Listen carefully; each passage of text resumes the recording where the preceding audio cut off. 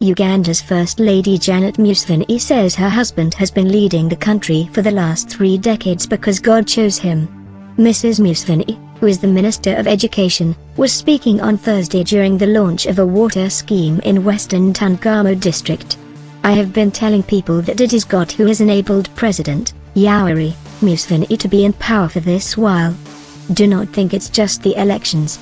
God is the one who puts leaders in charge of the people," she said. She added that as long as God needed Mr. Museveni in power, no one can go against his will. If it was not for God's will, citizens would not vote for him. Even the power of the election cannot sustain him. "When God has a purpose for you, he will keep you in power," she said. Mr. Museveni, 74, is the 4th longest-serving African president, having ruled Uganda for 32 years. He was elected to a 5th term in February 2016 and would have been ineligible to contest in the 2021 election but for the amendment of Article 102 on presidential age limit in 2017.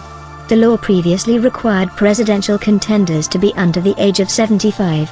Mr. Museveni, who seized power in January 1986, once said that leaders who overstayed were the root of Africa's problems.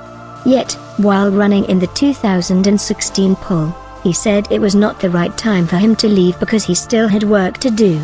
His government deals with the opposition ruthlessly, with leaders facing harassment and physical assaults by security agencies.